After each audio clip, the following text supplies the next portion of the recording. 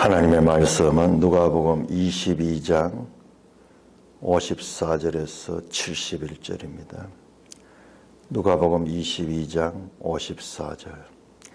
예수를 잡아 끌고 대제사장의 집으로 들어갈새 베드로가 멀찍이 따라가니라. 사람들이 뜰 가운데 불을 피우고 함께 앉았는지라. 베드로도 그 가운데 앉았더니 한 여종이 베드로의 불빛을 향하여 앉은 것을 보고 주목하여 이르되 이 사람도 그와 함께 있었느니라 하니. 베드로가 부인하여 이르되 이 여자여 내가 그를 알지 못하노라 하더라. 조금 후에 다른 사람이 보고 이르되 너도 그 도당이라 하거늘 베드로가 이르되 이 사람아 나는 아니로다 하더라. 한 시간쯤 있다가 또 한 사람이 장담하여 이르되 이는 갈릴리 사람이니 참으로 그와 함께 있었느니라. 베드로가 이르되 이 사람아 나는 내가 하는 말을 알지 못하노라 알지 못하노라고 아직 말하고 있을 때에 닭이 곧 울더라. 주께서 돌이켜 베드로를 보시니 베드로가 주의 말씀 곧 오늘 닭 울기 전에 내가 3번 나를 부인하리라 하심이 생각났어. 밖에 나가서 심히 통곡하니라. 지키는 사람들이 예수를 희롱하고 때리며 그의 눈을 가리고 물어 이르되 선지자 노릇하라 너를 친 자가 누구냐 하고 이 외에도 많은 말로 욕하더라. 날이 새매 백성의 장로들 곧 대제사장들과 서기관들이 모여서 예수를 그 공회로 끌어들여 이르되 내가 그리스도이거든 우리에게 말하라.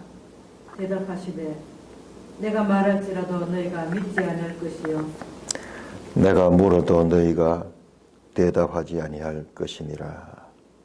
그러나 이제부터는 인자가 하나님이 권능의 우편에 앉아 있으리라 하시니 다 이르되 그러면 네가 하나님의 아들이냐 대답하시되 너희들이 내가 그라고 말하고 있느니라. 그들이 이르되 어찌 더 증거를 요구하리요 우리가 친히 그의 입에서 들었노라 하더라. 하나님 아버지 은혜를 감사합니다.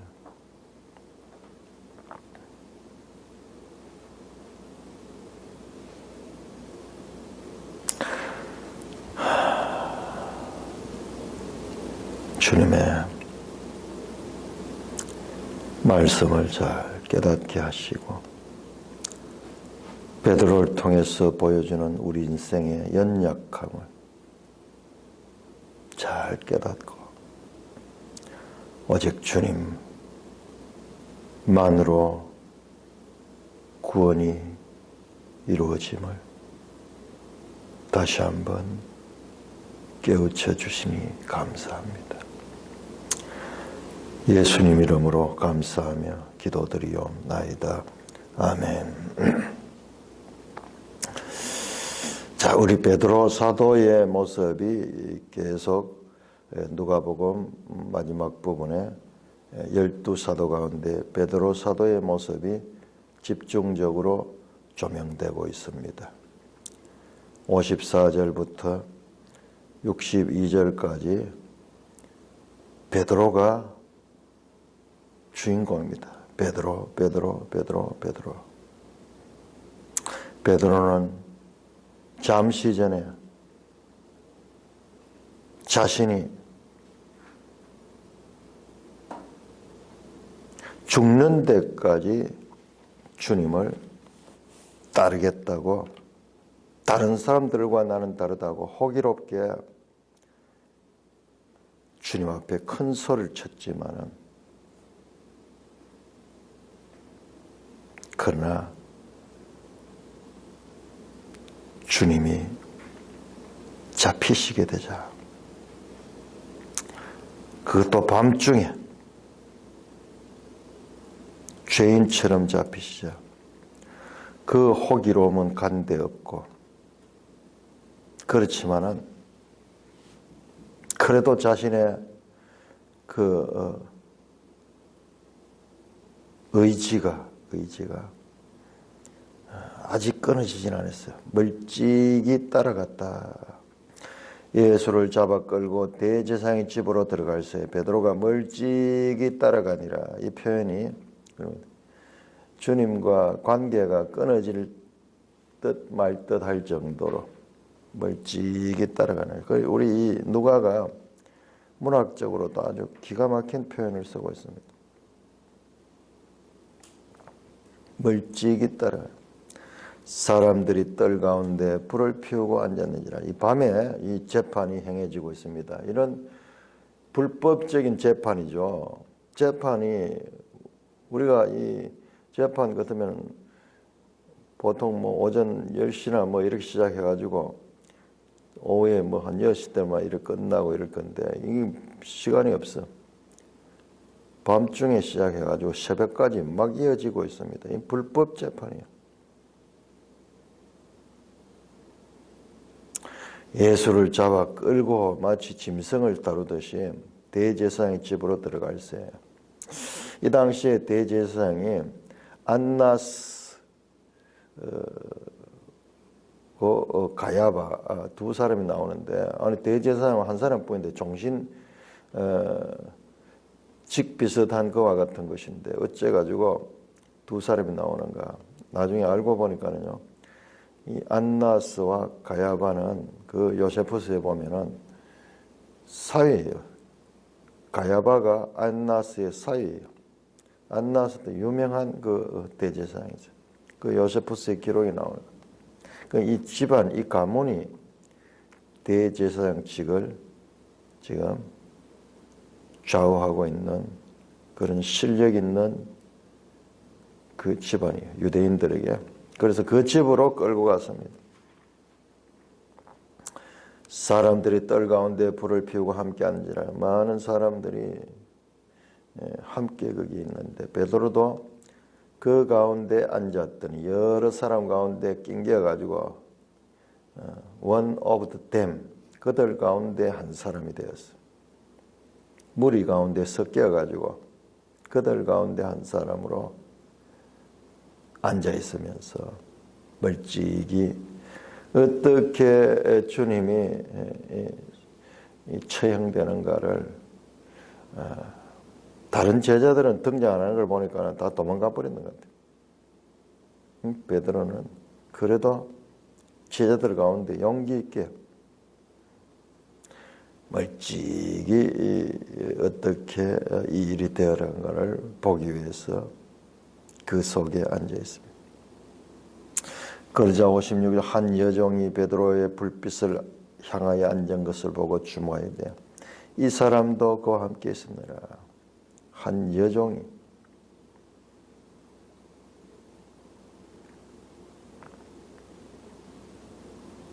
지금 한 여종 이야기 나오지만 이 여종의 이야기들이 지금 주님이 22장 34절에서 말씀하신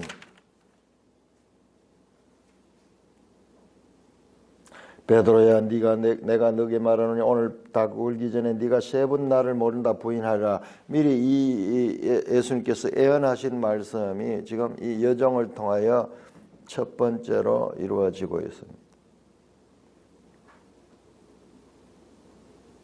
그러자 베드로가 57절입니다. 부인하여 이르되, 걷고 부인.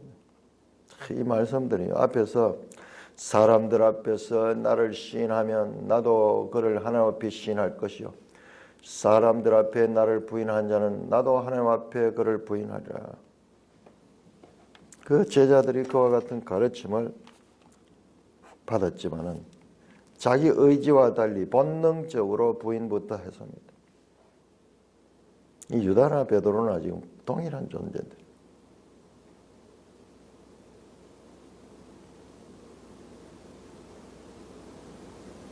이 여자여 내가 그를 알지 못하나. 이 여자여, 낮추어 말하는 그런 여종에 대해서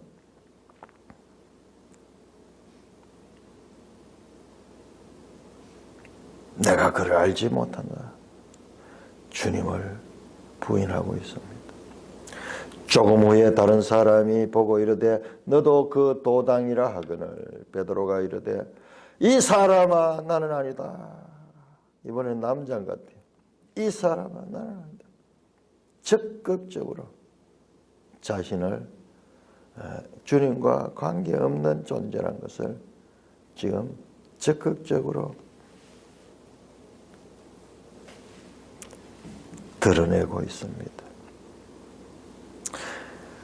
59절 한 시간쯤 있다가 또 한 사람이 장담해야 돼. 이번에 이 사람은요 확신을 가지고 말합니다. 이는 갈릴리 사람이니 참으로 그와 함께 있었느니라. 참으로 장담합니다. 진짜다 이거. 내가 받는 거 이건 조금 더 틀림없다. 이제는 갈릴리 사람이다. 왜? 베드로가 앞에서 아니다. 나는 아니다. 이렇게 할 때 그 갈릴리 사투리를 썼는 거예요. 우리 경상도 사람 같으면 뭐라 카노? 나는 아니다. 그 말 자체가 내가 경상도 사람인 것을 드러내버리는 거예요. 그러니까 세 번째 사람은 이 사람은 말투 자체가 갈릴리 사람이다. 저 갈릴리에서 온 예수 그와 함께 있었던 자다. 진짜다. 참으로 그와 함께 있었더라. 하라고 아직 말하고 있을 때에 이 말하는 도중에 곧 닭이 곧 울더라. 곧 타임에 맞춰 닭이 웁니다. 자, 우리 복음서에 나오는 내용들을 우리가 새롭게 봐야 됩니다. 예수님은 전지전능하셔요. 지금 벌써 하면 전지하시고 전능하시고 신성을 가지고 계신 분이다. 자신이 앞으로 먼 앞으로 일어날 일이나 재림의 때 또는 가까운 지금의 이 죽음과 부활의 때까지를 자세히 알고 그리고 그 과정에 일어나는 사정들도 다 잘 압니다. 저 여리고에서 벳바게로 올 적에 나귀를 준비했던 일이나 또는 예루살렘에 들어와서 유월절 식사 장소를 구할 때 이미 주님은 다 알고 계셨습니다. 그러므로 다시 한번 강조하건대 우리 이 복음서에 등장하는 적극적인 사람들, 저 여리고의 소경 바디메오나 또는 예루살렘 이 가까이 같은 여리고의 삭개오 같은 이들, 저 중풍병자가 구원을 받았던 일들, 이런 일들도 다 그들의 적극성, 그들의 믿음이 그들을 구하는 것이라고 보면 안 됩니다. 물론 그들의 믿음이 그들을 구했지만 그러나 그 믿음을 주신 분이 바로 예수님이고 예수님께서는 미리 그들을 아시고 예비하시고 그들을 만나 주셔서 그들을 구원해 주셨다.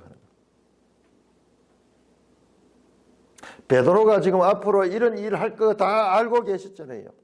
이런 분이면은 앞에 나오는 사건들도 마찬가지 다 주님은 알고 계신 거예요. 주님이 먼저 그들을 찾아가 주신 것입니다.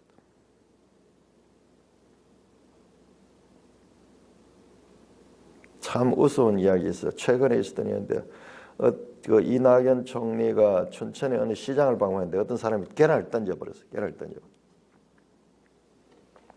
그러니까 그게 맞았는 거예요.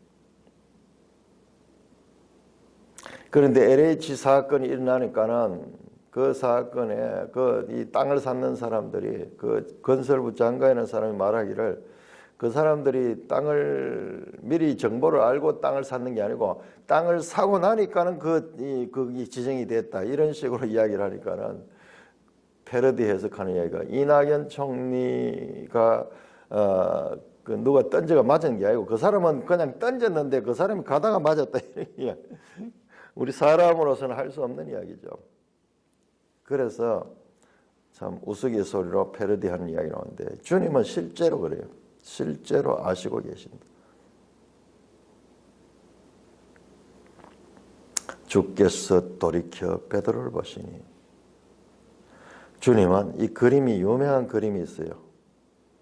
그 덴마크의 화가가 그리는 유명한 그림인데 그 그림 보면 주님이 저 멀리서 이제 이 사람들에게 체포되어서 끌려가시면서 불 쬐고 있는 베드로를 향하여 눈을 볼 적에 베드로가 차마 주님과 눈을 맞추지 못하고 고개를 돌려가 있는 외면하고 있는 그런 장면이 있습니다.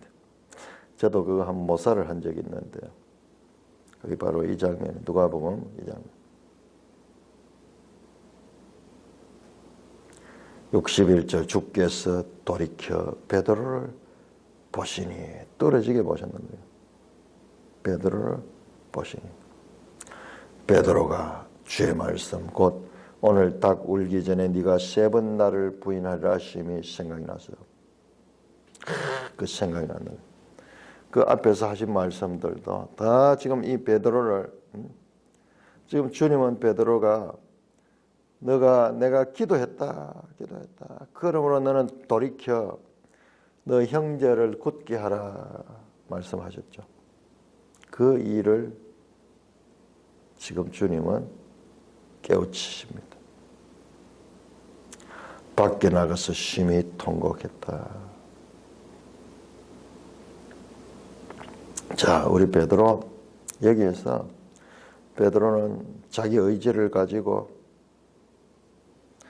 그렇게 자신감 있게 말했지만은 그러나 베드로가 참으로 그 의지가 물거품처럼 산산조각이 나고 있습니다. 자기 자신을 자기가 전혀 알지 못했다는 것을 깨달음이 이때 들었을 것입니다. 나는 어찌할 수 없는 연약한 죄인이구나. 사람으로는 할 수 없다는 것을 우리는 이 사건을 통하여 보게 됩니다. 이렇게 무능할 수가 있을까? 죽는 데까지 주님과 함께 하겠다고 혼장담했지만은 그 말과 실제는 너무나 달랐습니다. 베드로 자신도 이럴 줄 몰랐는 거예요. 자기 자신이 이런 존재인 줄 몰랐는 거예요. 밖에 나가서 심히 통곡하니라. 로마서에서 사도 바울이 오호라 나는 공고한 자로다 그러면서 죄의 지배가 자신 속에 강렬히 있다는 것을 깨달았던 그 표현처럼 지금 베드로도 지금 그와 같은 상태에 놓여 있습니다. 그러나 주님은 베드로에게 그렇게 말씀했습니다. 그러나 네가 돌이킨 후에 주님께서는 베드로에 대해서 희망을 가지고 계셨습니다. 내 형제를 굳게 할 수 있으려 그러면은 돌이켜야 된다. 이렇게 무능하고 연약한 베드로에 대해서도 주님은 포기하지 않았습니다. 베드로는 현실 앞에 너무나 무능한 자신을 보이고 있지만은 그러나 주님은 죽음을 앞두고도 한 발자국도 뒤로 물러가지 아니하고 조롱과 그리고 폭력에 휘둘리면서도 하나님과의 관계를 드러내고 있습니다. 베드로는 주님과의 관계를 부인하고 있습니다. 극명하게 오늘 본문의 54절에서 62절까지는 베드로 기사, 그 다음에 63절, 64절 이 성전 이 경비대들이 주님을 조롱하는 이야기가 있고요. 그 다음에 66절부터 마지막까지는 주님이 그리스도다. 주님은 하나님과의 관계를 하나님의 아들이다. 그것을 조금도 부인하지 않고 대답하고 베드로와 주님을 대조적으로 보여주고 있습니다. 63절 지키는 사람들이 예수를 희롱하고 때리며 그의 눈을 가리고 물어 이르되 선전하라. 사람들이 예수님의 눈을 가리고는 뒤에서 때리고는 네가 선지자라 그러면 누가 때린지 한번 알아맞혀봐라. 예수님을 가지고 희롱하고 예수님을 조롱하고 예수님을 가지고 장난을 치면서 그렇게 그 외에도 많은 말로 욕하더라. 많은 말로 욕하더라. 이 헬라어가 욕하는 것은 블라스페메오, 이 영어로 블레스팜, 모욕하다, 조롱하고 모욕하고 폭력으로 때리고 그러면서 하나님의 아들이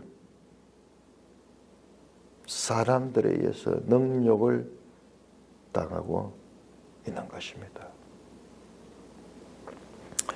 66절입니다. 날이 샘에 이 밤새 그렇게 밤새 날이 샘에 백성의 장로들 곧 대제사장과 서기관들이 모여서 예수를 그 공회로 끌어들여 지금으로 치면 새벽 아침 6시나 날 밝자마자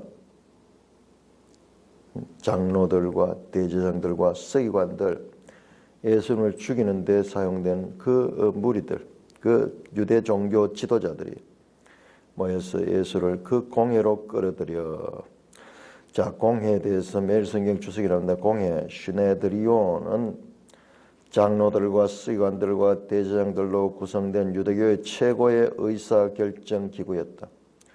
로마의 인정을 받으며 상당한 권한을 행사했지만 사형 집행권은 없다.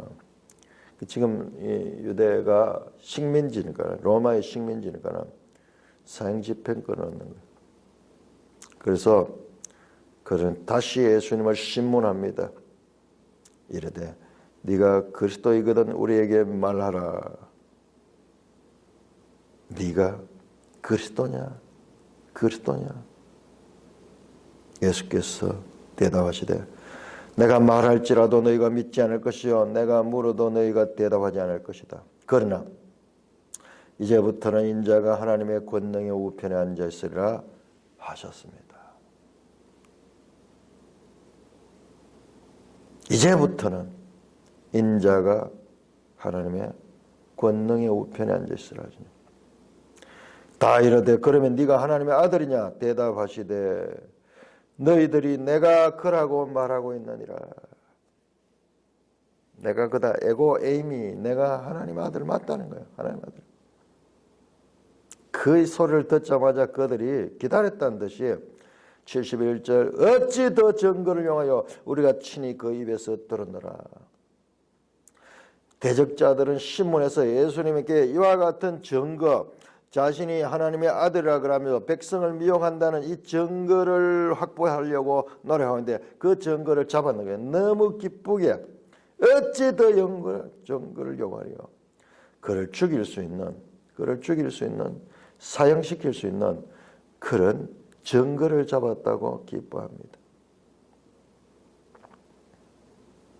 목표를 정해놓고 이미 답을 정해놓고 거기다 끼워 맞춰가지고 죄인을 만들어가며 범인을 만들어가고 있는 이 악한 무리들이 누구냐? 유대 종교 지도자 대제사장들과 서기관들과 장로들이 그런 짓을 하고 있습니다. 세상을 재판하실 재판장, 우주적 재판장인 그리스도께서 거짓 인간 재판관들의 정해진 결론을 판정받기 위해 요색 행위를 지금 당하고 있습니다. 오늘 이 67절에 나오는 네가 그리스도냐? 또는 69절에 나오는 인자 그리고 70절에는 하나님의 아들 이 말씀들은 주님의 정체성을 드러내는 말씀이면서도 예수님의 자신이 그리스도다. 하나님의 아들이다. 내가 저 다니엘서가 말하던 그 인자다. 스스로 드러내고 있는데요. 그러나 이 죄인들은 예수님을 유죄 판결을 내리는 증거 진술로 삼고 있습니다. 그들이 그렇게 중시하는 성경, 구약 성경 다니엘서를 가지고 자신을 지금 답하고 있는데 이들은 오히려 그 말씀을 가지고 예수님을 사형에 넘길 수 있는 증거 발언으로 수집하고 있습니다. 자, 69절에 이제부터는 인자가 하나님의 권능의 우편에 앉아 있으리라. 이게 시편 110편 주께서 내 주께 말씀하시기를 그러면서 나왔던 그 시편 110편이에요. 네 보좌 내 우편에 앉아라 했던 그 말씀을 지금 인용하는 거예요.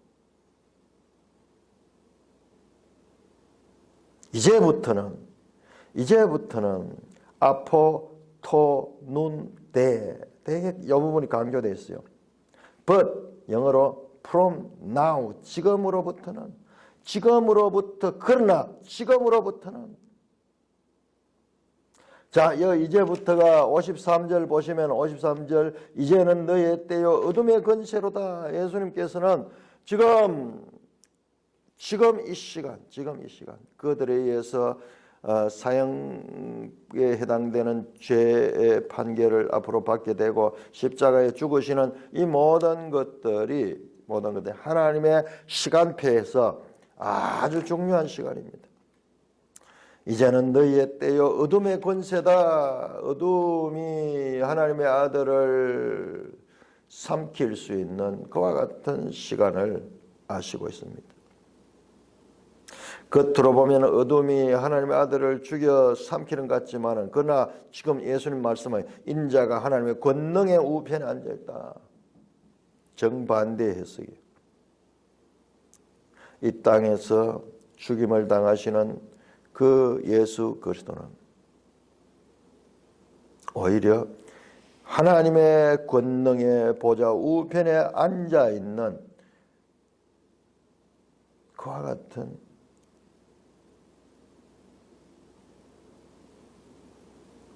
시간적, 공간적 다른 차원에 계신다고 말씀하고 있습니다.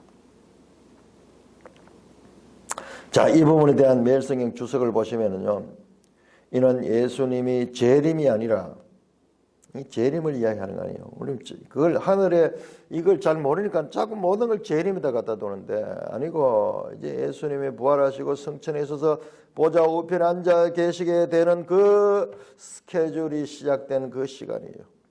지금부터는 제일 먼저 당하는 것이 뭡니까? 죽음입니다.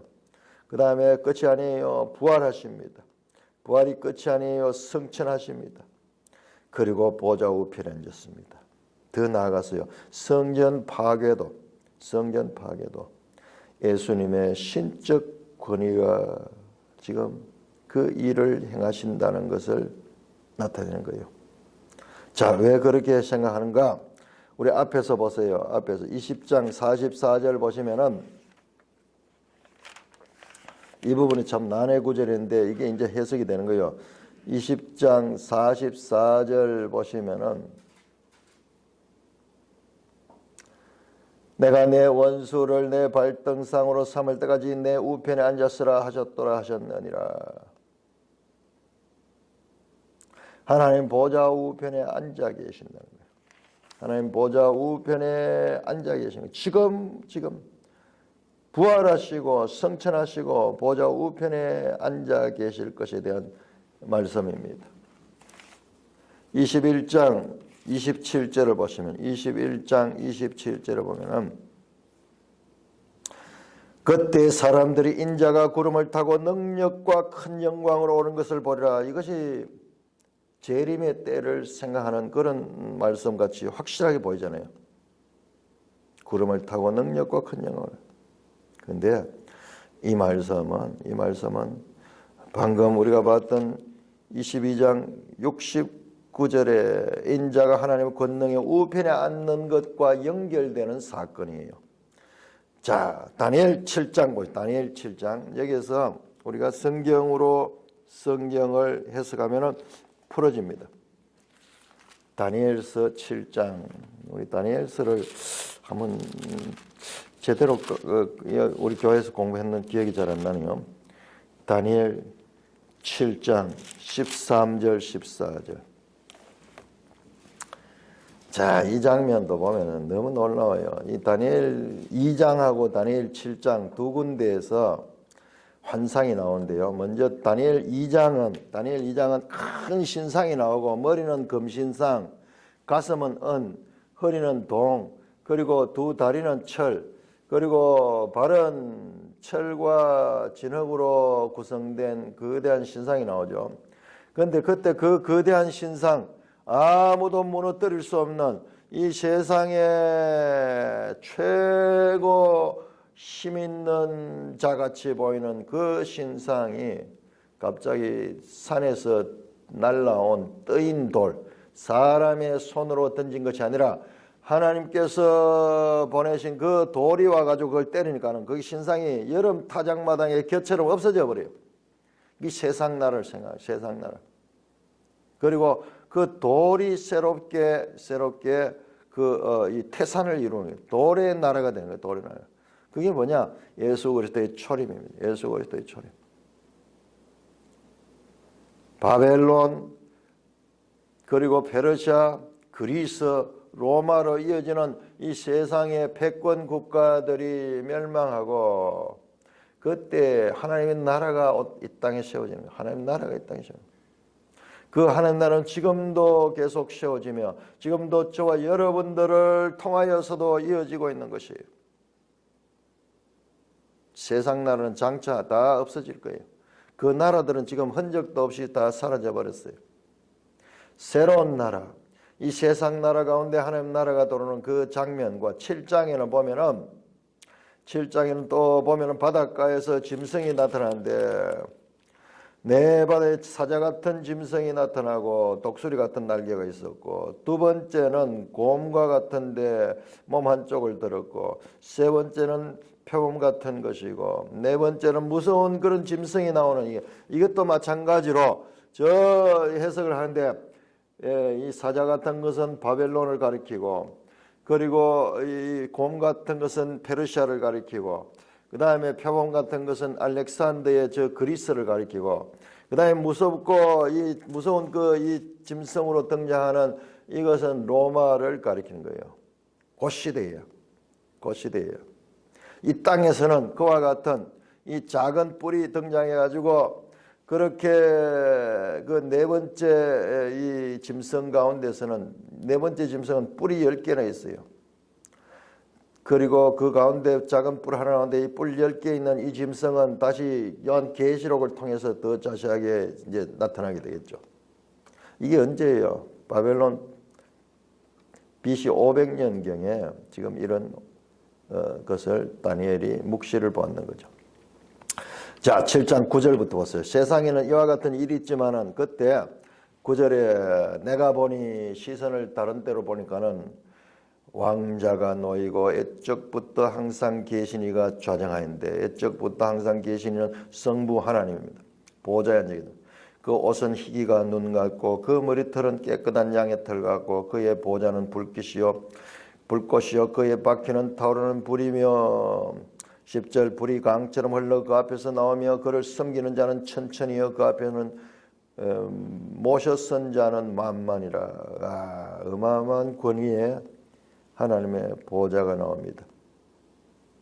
그 앞에 심판을 베푸는데 책들이 펴놓였더라.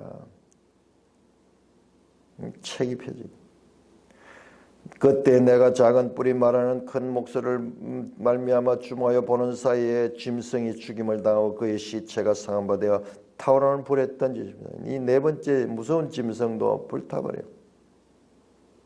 그 남은 짐승들은 그의 권세를 빼앗겼으나 그 생명은 보존되어 정한 시가 이르기까지 기다리게 되었더라.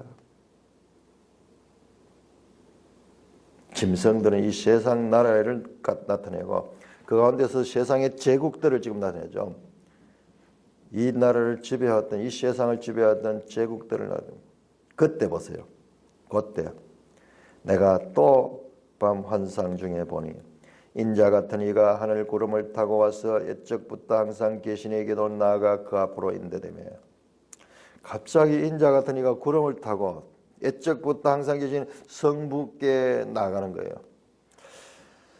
14절 그에게 권세와 영광과 나라를 주고 그의 모든 백성과 나라와 다름는 만한 자들이 그를 섬기하시니.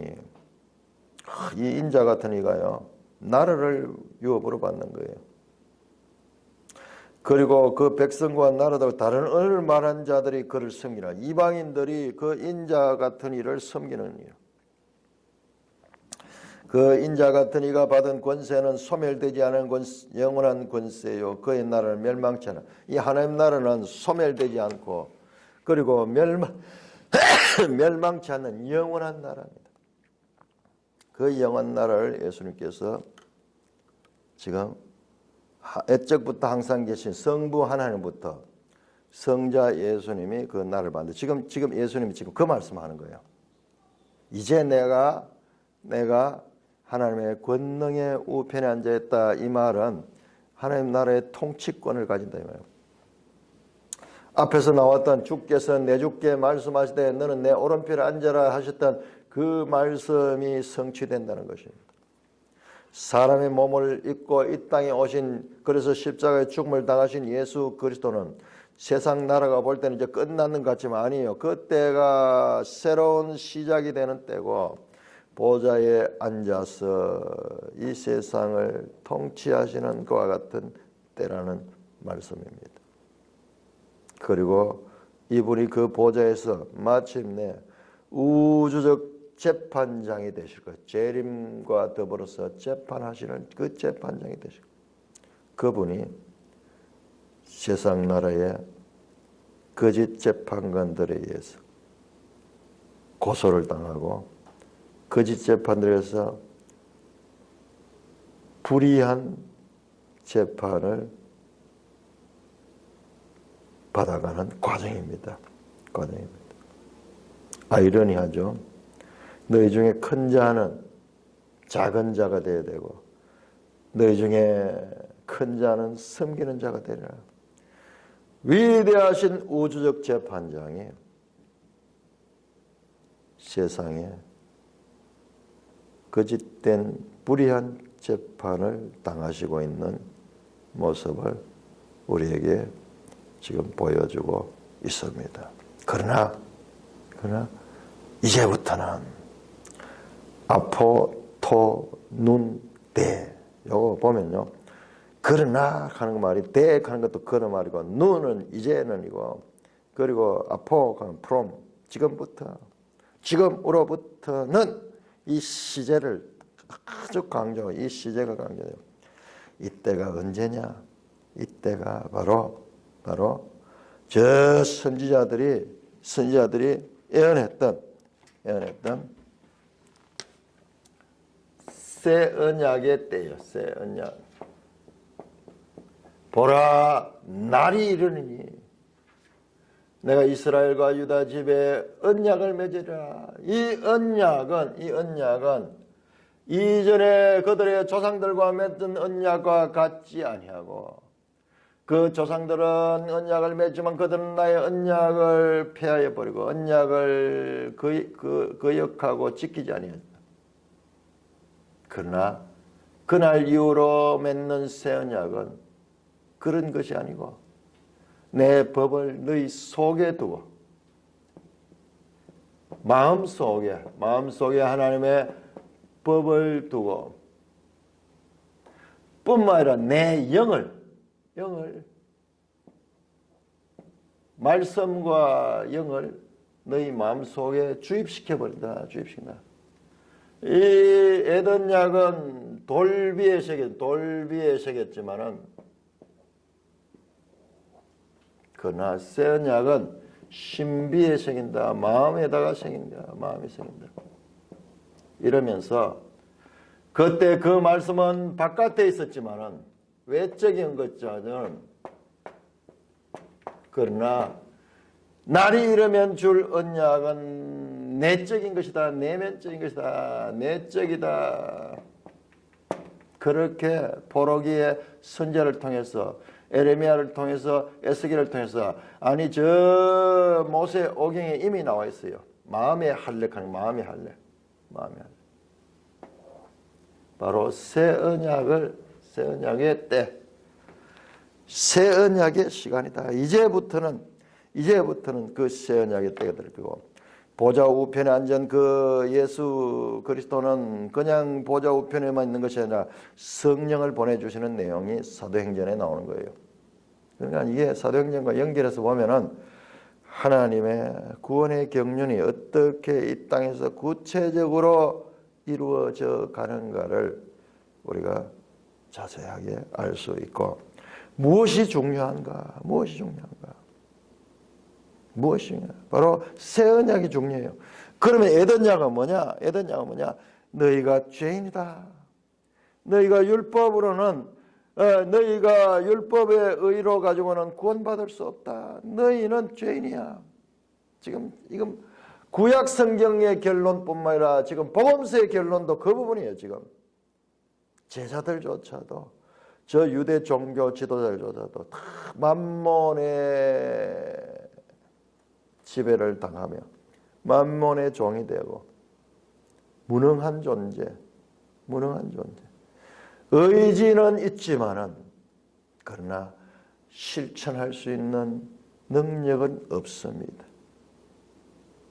그와 같은 모습을 보여주며, 그런데 인자가 하나님의 권능의 우편에 앉아 있습니다. 지금 주님은 이 구속사역을 하시는데 이제 십자가의 죽음이 끝이 아니에요. 죽으시고 부활하시고 보좌 우편에 앉아 성령을 보내시고, 뿐만 아니라 여기 우리 매일 성경을 통해서 보면 성전 파괴도 주님이 하시는 거예요. 성전 파괴도. 그래서 완전히 이제 그림자 같은 옛 시대에 속한 것들은 더 이상 필요가 없고, 이제 새 시대에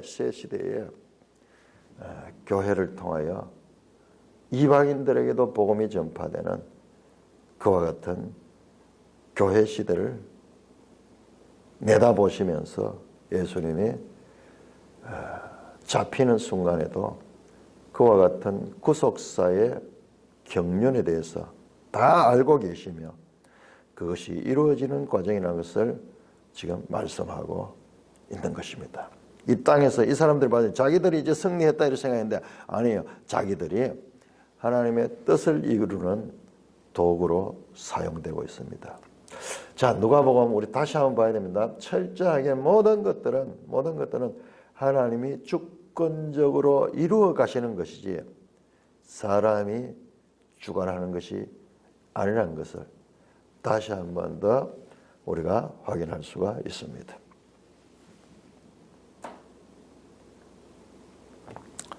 찬송가 290장